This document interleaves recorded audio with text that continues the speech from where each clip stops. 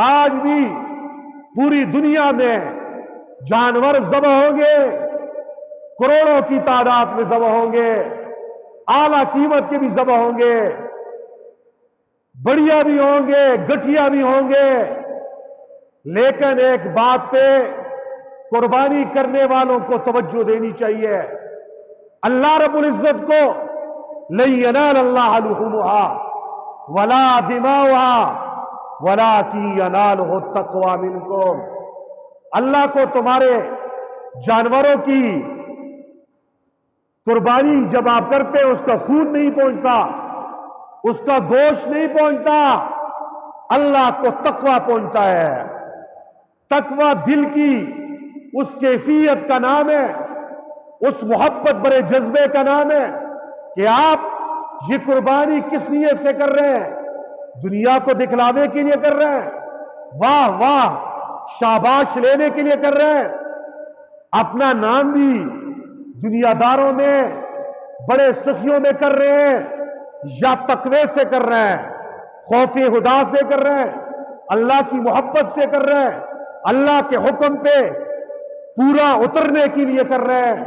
اگر اللہ کی رضا کے لیے کر رہے ہیں، خوف خدا سے کر رہے ہیں، اللہ کی محبت سے کر رہے ہیں، اللہ کو راضی کرنے کے لیے کر رہے ہیں، تو سمجھ جاؤ مبارک ہو جائے تمہیں تمہاری یہ قربانی، کیونکہ قرآن کہتا ہے کہ اللہ پرہیزگاروں کی قربانی قبول کرتا ہے۔ اس سے ایک سبق مجھے اور آپ کو یہ دیا جا رہا ہے، تقوی دل میں ہوتا ہے، تقوی زبان پہ نہیں ہوتا میں بڑا متقی ہوں۔ اور تقوی میں نے کہا گزشتہ جمعے میں، اللہ کے محبت برے خوف کی وجہ سے جب آپ نافرمانیوں کو چھوڑ دیں، نیکی کرنا شروع کر دیں، نیک اعمال شروع کر دیں، اسے تقوی کہتے ہیں۔ اور اگر تقوی دل میں نہیں ہے، اخلاص نہیں ہے، 1 کروڑ جانور ذبح کر دو، اللہ کو تمہاری اس قربانی کی کوئی ضرورت نہیں ہے، یہ تمہیں جنت لے کے یہ قربانی نہیں جا سکتی۔ تقوی ہے دل میں، خوف خدا ہے، اللہ کی رضا کے لیے کر رہے ہیں، ایک حصہ ڈال دیا تجھے جہنم سے بچانے کے لیے کافی ہو گیا۔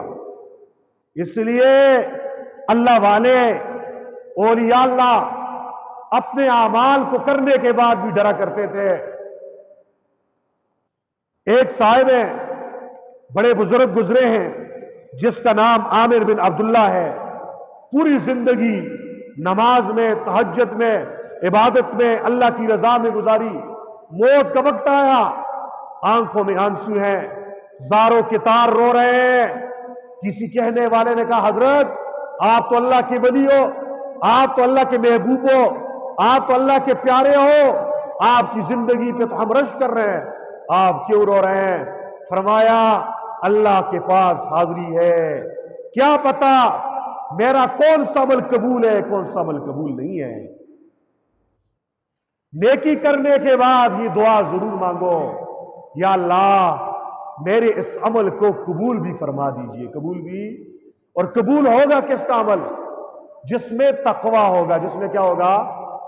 اور یاد رکھیے تقوی سے، اخلاص سے، اللہ کی رضا کے لیے ذرہ برابر چیز بھی آپ نے اللہ کے راستے میں دے دی، یہ قبول ہے، یہ جنت کے جانے کا زینہ بن گئی۔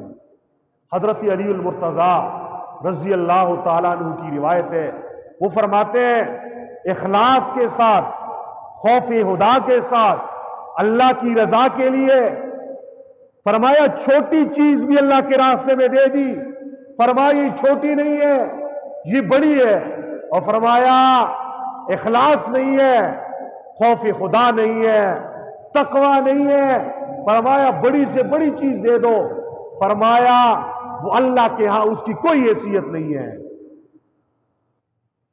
اسی لیے حضرت ابو الدرداء رضی اللہ تعالیٰ عنہ ایک مرتبہ رو رہے ہیں اور پھر کہنے لگے، فرمایا مجھے پتہ چل جائے میری زندگی کی ایک نماز قبول ہو گئی ہے، فرمایا دوسری طرف یہ زمین سونے کی بن جائے، فرمایا مجھے وہ ایک نماز اس سے زیادہ محبوب ہے کہ ساری زمین کا سونا مجھے مل جائے.